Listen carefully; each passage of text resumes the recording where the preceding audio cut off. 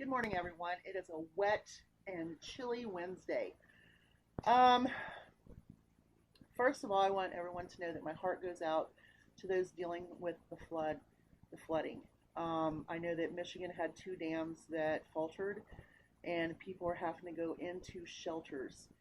This is very scary, not only because they're losing, their property and so on and so forth, but they're going into shelters where there are a lot more people, and they're going to have to really watch themselves, especially with the crud going on.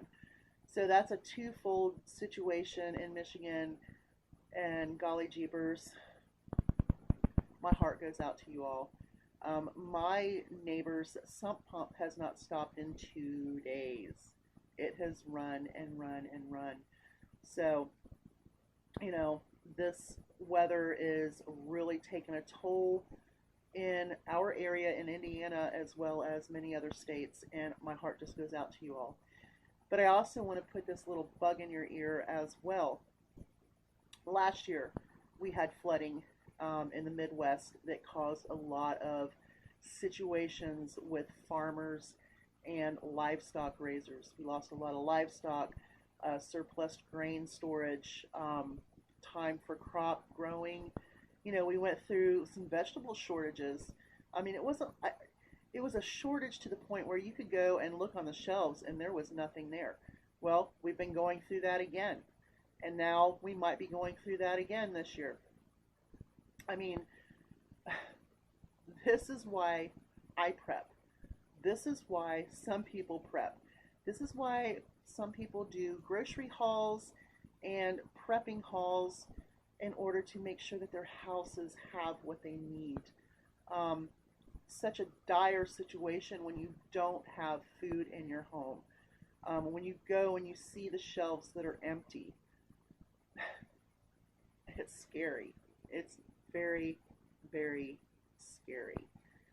I'm donating eggs to the food pantry. Any freebies I get right now with couponing goes to the food pantry. I don't need anything. I do, however, plan on doing as much produce and meat processing here in the house that I can through sales and deals when I find my buy price. I've bought 20 pounds of strawberries in the past 2 weeks um, because, well, less than 2 weeks, probably within a 4-day period, I bought 20 pounds of strawberries at 94 cents a pound. Right now I'm looking at 12, 13, 14, 15, 16, 17, 18, 19. I have 19 jars of strawberry jelly done. They're done. I have 3 pounds uncut. I have 3 pounds macerating cut in sugar right now for the next batch. And I do very small batches. That way I have a control over, what I'm doing. But I also have some frozen mixed berries up in the freezer, and I'm going to add that to the last of the strawberries and do a mixed berry batch. So, finding your buy price. Produce. In the past 3 days, I have found three packs of bell peppers, like for $1 a piece. So for $3, I've got 9 bell peppers, very nice, different colors: yellow, orange, red, and green. Um, and I'm going to be processing those today. I've got to go up into my stockpile room and shop for freezer bags. I do have a sealer, but right now I'm just going to throw them in the freezer. Quick process. I pulled out chicken legs for tonight's dinner because right now they're going to be 99 cents a pound at Kroger and Kroger affiliates. So that way I can stock up on some chicken. You know, right now I think is so important for people to stock up on things, to process some foods in your house. Look for those deals. Look for your buy price. Um, like all of this jelly that or preserves that I've made. One thing I will tell you, and the reason I do small batches is if one batch doesn't turn out right, guess what? I can turn around, unseal them, put them back in the pot, cook them up a little bit more, add them to another batch, and all I'm out is the top lid.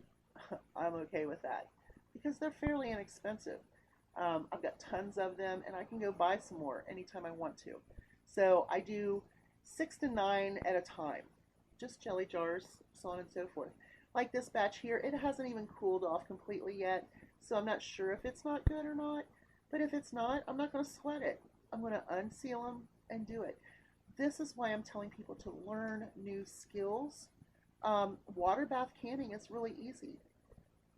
You do your batches, you get them in there, you put them in the water bath.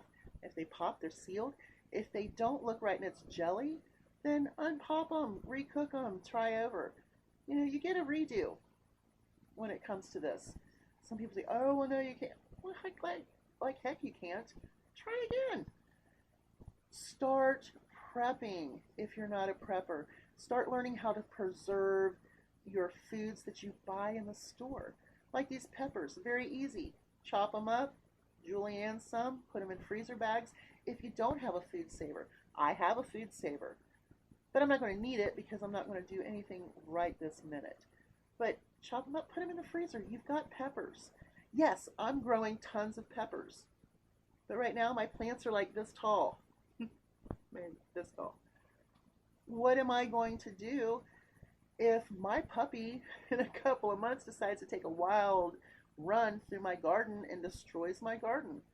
Or what if a major hailstorm comes and destroys my garden? I'm still not going to have peppers, but I have gathered some peppers on the lowest buy price that I can get, and I've got them in the freezer. So that way I have peppers. Trying to have some people understand why I prep. Devastating flooding, famines, droughts, or famines, really, droughts. They cause famines. What if we get a locust infestation? We've already got a plague. We've got flooding. Are we going to get locusts? I don't know. But this is why I prep and prepare. I am prepared for anything that comes our way. This is why when the toilet paper famine went through, we were good. We were good. We're still good. And we even gave some away because that's how we roll. Processing produce that you find in the grocery store. 20 pounds of strawberries, 94 cents a pound, and I've got strawberry preserves. I freeze some of them so that way if I want to do some smoothies later on this summer, or if I want to make maybe a strawberry pie, which sounds like freaking awesome right now, I've considered it. But anyway, prepping. This is why I buy as much canned food as I can get on the lowest, meat on the lowest, cheese on the lowest, and fruits and vegetables on the lowest, because I process it here and I use it. Now, one thing that I cannot find right now is powdered milk. Every store I went to does not have powdered milk. Now, I don't go to a whole lot of stores right now. I'm just saying, like once a week I'll jet here, once a week I'll jet there, here a jet, there a jet, everywhere a jet. Not really, but you get the gist. I haven't found powdered milk again. And what I want to do is I want to Mylar one more bucket of powdered milk. And it's been on my mind for a while. I've watched milk get dumped out, milk prices go up, milk prices go down. And I don't know if you can do it or not, but I might try, when I find some, to make cheese out of powdered milk. Is it possible? I don't know. What would you have to add to it? If you know, let me know. I am going to look it up and see what we can do, because wouldn't that be something? On a grid down situation, get out your powdered milk and make you some cheese. I'm going to see if that works.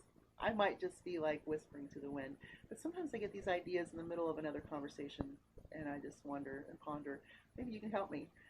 Okay, right now, I'm making the jellies, getting that out of the way, because I know that green beans will come in soon. Peas will come in soon. There will be other things to process, corn. Anything I find in the store that I think is going to be worthwhile. Now here's something else that I looked at. They have the slaw mixes 4 for $5 at Kroger this week. Well, I could make sauerkraut with that. I don't care if it has a little carrot in it. So that might be my next thing, is to get some cabbage.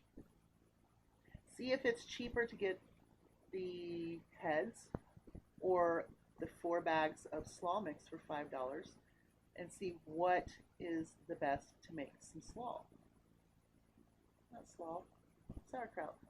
You see, my mind is like on 5 different things right now. Something else I'm doing, which is a fun prep, is prepping to be a grandma. So I'm going to tell you a little bit about how I'm going to prep to be the best grandma. Number one, I've already figured out what I'm going to be called. I want to be Oma. I've known this forever. I want to be Oma. It's Norwegian, Scandinavian, grandmother. I want to be different because, my goodness, you have grandma, mamaw, mommy. I mean, you have all these names that could go through, not mommy, but you know what I mean, meemaw, all of that. Oma. So we've already prepared that I will be called Oma. Now, as a couponer and a deal seeker, let me tell you how we're going to be looking for diapers, wipes, onesies, socks, all the things that that baby is going to go through that you don't have to worry if it's a girl or a boy, because we don't know. And as soon as I know, let me tell you how we'll be going through one section or the other. But I'm going to get a huge bin, and I'm just going to start putting things in there. Not the diapers, but like little clothings, little things that I find that the baby's going to need. So I'm also prepping to be a grandma, and I think that's fun. Let me know how you prepped to be a grandma, and give me some hints, because this is the first one for me. You all have a great day. Hugs from a distance. Hearts out to everyone dealing with the flooding. That's horrible. And just keep thinking, what can I do to prepare if things don't get better, if things get worse, or if I just want to feel more secure in food storage and security. Just think about it. You all have a great day. Hugs from a distance. Bye, y'all.